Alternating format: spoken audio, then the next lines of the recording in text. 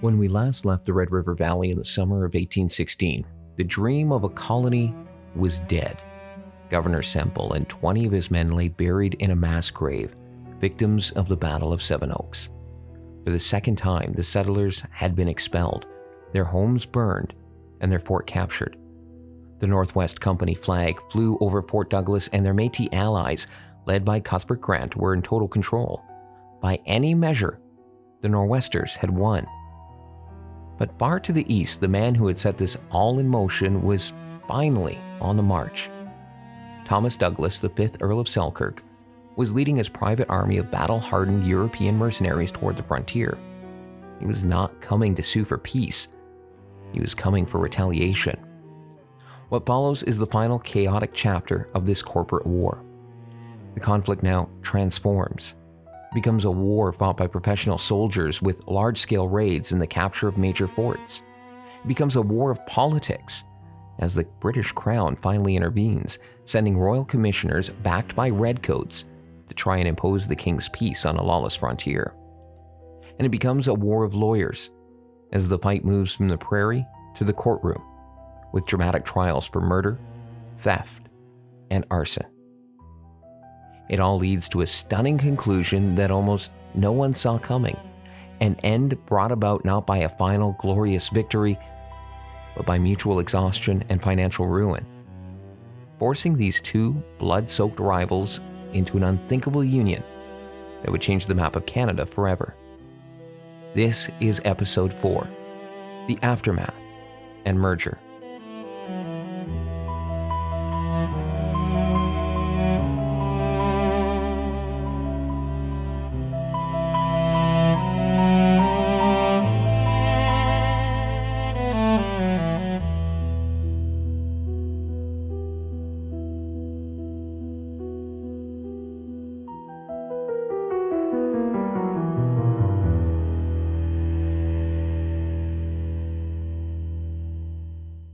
The Northwest Company's victory at Red River was absolute, but it was also short-lived.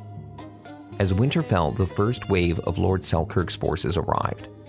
On January 10, 1817, a contingent of his soldiers under the command of Captain Dorson retook Fort Douglas without firing a single shot.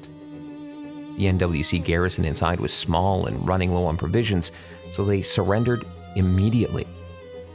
A few days later, Selkirk's men captured 2 NWC sleighs loaded with supplies that had been sent to relieve the fort. The HBC was back in control. The hero of Seven Oaks, Cuthbert Grant, tried to rally a force to take the fort back, but when he ordered the NWC's Canadian voyageurs to take up arms, they refused. His threats had no effect. The voyageurs had lost their taste for the fight. Grant's attempt to mount a counterattack fizzled out. But the Nor'westers struck back elsewhere. In the rich fur territory of Athabasca, they laid a trap. In March, the NWC commander invited the HBC leader John Clark and his officers to dinner at Fort Chipewyan. While Clark and his men were dining, NWC forces seized their fort, Fort Wedderburn. The NWC commander told Clark this was direct revenge for Lord Selkirk's action. Clark was forced to surrender all the HBC posts in the region, which were then ruthlessly plundered. As spring arrived, new armies began to move. In Montreal, the head of the Northwest Company, William McGilvery, set out at the head of the annual canoe brigade. At the same time, Lord Selkirk's wife, Lady Selkirk, was personally raising another force of reinforcements. 48 discharged Demurin soldiers and 55 voyageurs intended for Red River. As this new mercenary army was preparing to depart, they were questioned by Special Commissioner Coltman, the government official sent to investigate the violence. The soldiers claimed they were merely going as settlers and that the 2 cases of NWC guns they had were for trading. Unconvinced, but unable to prove otherwise, Coltman read them the official proclamation ordering a ceasefire and let them go. Now all parties were heading west. McGilvery and his Nor'westers, Lady Selkirk's secret army, and Commissioner Coltman himself, who was about to find out just how difficult it would be to bring the King's Law to the wild territory of the Pemmican War.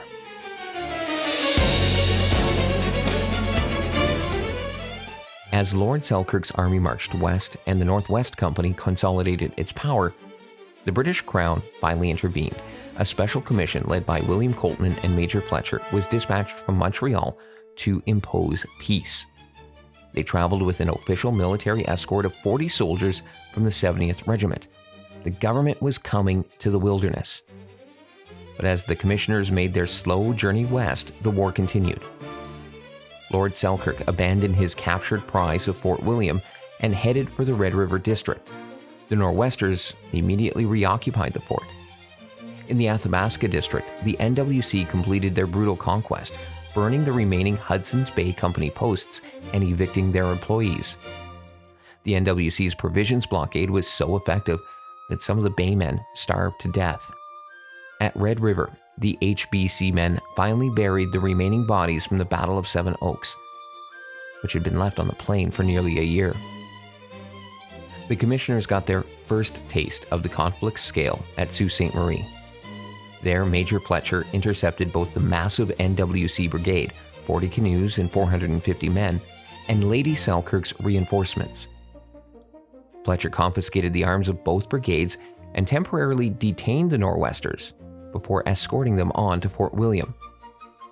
Commissioner Coltman, having gone ahead, arrived at Fort William to find the Nor'westers preparing yet another attack against Lord Selkirk. Coltman delivered the Prince Regent's proclamation ordering an immediate ceasefire, and the NWC reluctantly abandoned their plan. On July 5, 1817, Commissioner Coltman finally arrived at Fort Douglas and began his official investigation.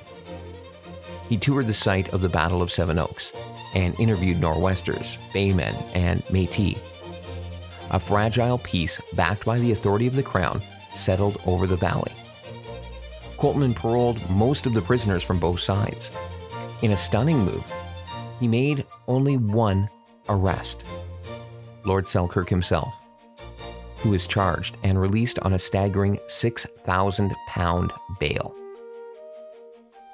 With the law now present, several wanted men surrendered themselves to Coltman's authority, including the victor of Seven Oaks, Cuthbert Grant, who is now wanted for murder, theft, and arson. The war of bullets and bayonets was over.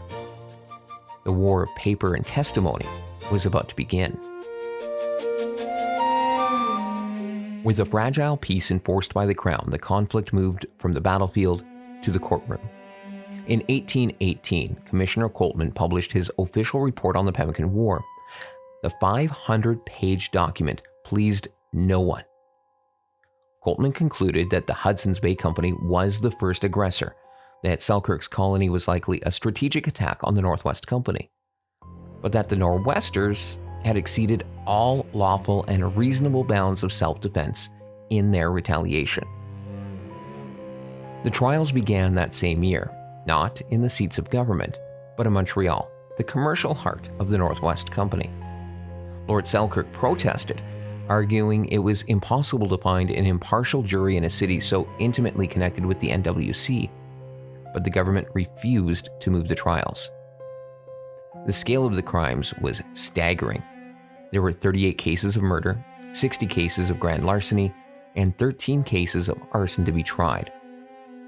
Only a handful of the cases, though, ever made it to a courtroom.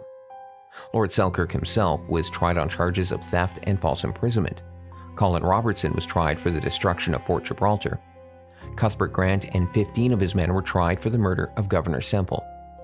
The proceedings were a farce.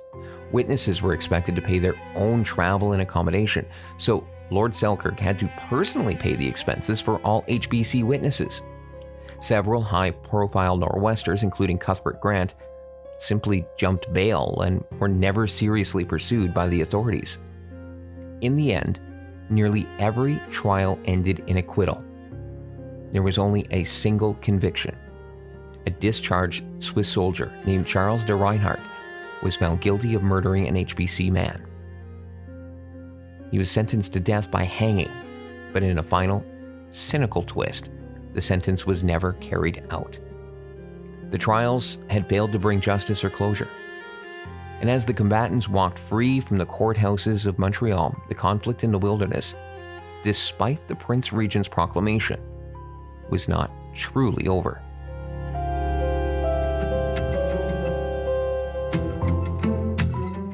The acquittals of Montreal brought no justice, and they brought no peace. The Prince Regent's proclamation was a mere piece of paper in the vast wilderness of the Northwest, and the conflict between the two companies continued to simmer, flaring up in acts of personal vengeance and paranoid preparation.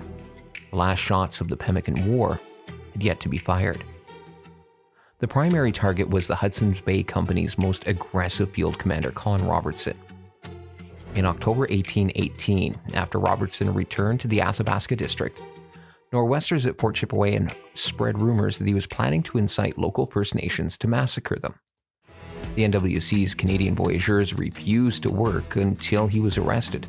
Seizing the opportunity, NWC partner Simon McGilvery arrested Robertson and held him prisoner for months in a log privy before sending him east toward Fort William.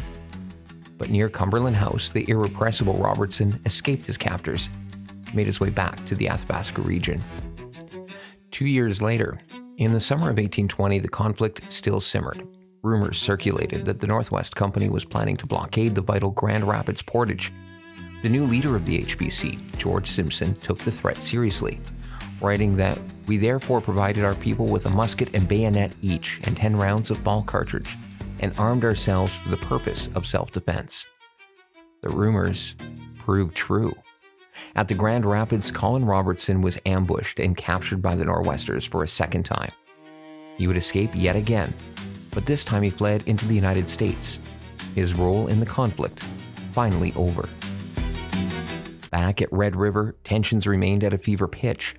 George Simpson wrote that August, by accounts received today from Red River, the Nor'westers are most formidable. I anticipate a very troublesome winter campaign.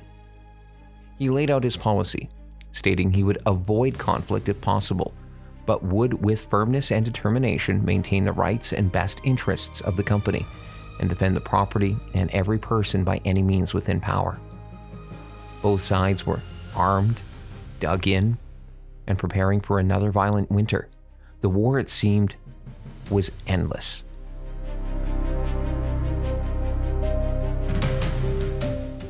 For years, the Hudson's Bay Company and the Northwest Company had spent their fortunes and spilt their blood in a brutal war for control of the continent.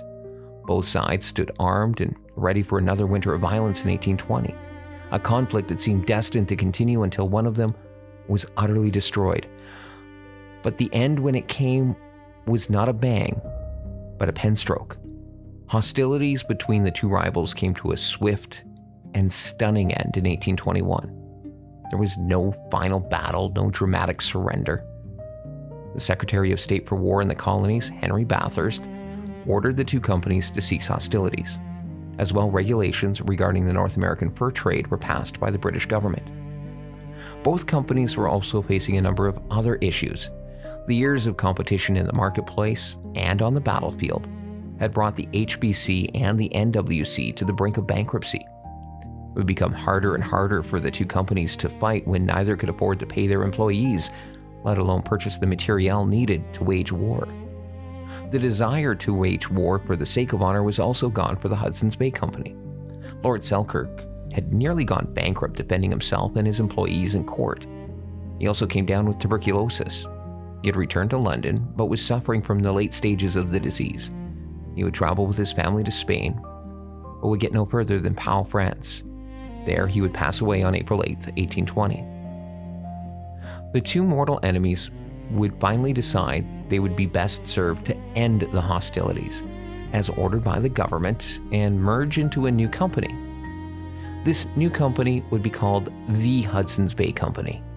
The partners of the Northwest Company would receive 55 of the 100 shares issued at the creation, and shareholders of the original HBC 45. Legislation was also passed that extended the control over Rupert's Land to the new company, along with the trading monopoly enjoyed by the original HBC. The legislation also extended the land to west of the Rocky Mountains. The new company would also employ the same method of doing business as the NWC had, going inland to do business with the indigenous instead of waiting for the First Nations to come to them. Old enemies like Cuthbert Grant would go on to have long and distinguished careers with the Hudson's Bay Company. The Pemmican War was over. The 1821 merger marked the beginning of a new golden age for the Hudson's Bay Company, now holding an undisputed monopoly over a territory stretching from the Atlantic to the Pacific. The HBC, under the iron-fisted rule of Governor George Simpson, became one of the most powerful commercial entities the world has ever known. For the next 50 years, it was the de facto government of Western and Northern Canada. That chapter came to an end in 1870. In one of the largest real estate deals in history, the company sold its vast territorial rights to Rupert's Land to the young Dominion of Canada. This transaction paved the way for confederation and settlement, and it forced the HBC to begin a long, slow pivot from its origins as a fur trading empire to the retail giant it would become. Throughout the late 19th and 20th centuries, the company transformed. Trading posts became department stores. The iconic bay blankets, once a staple of the fur trade, were now sold to urban customers.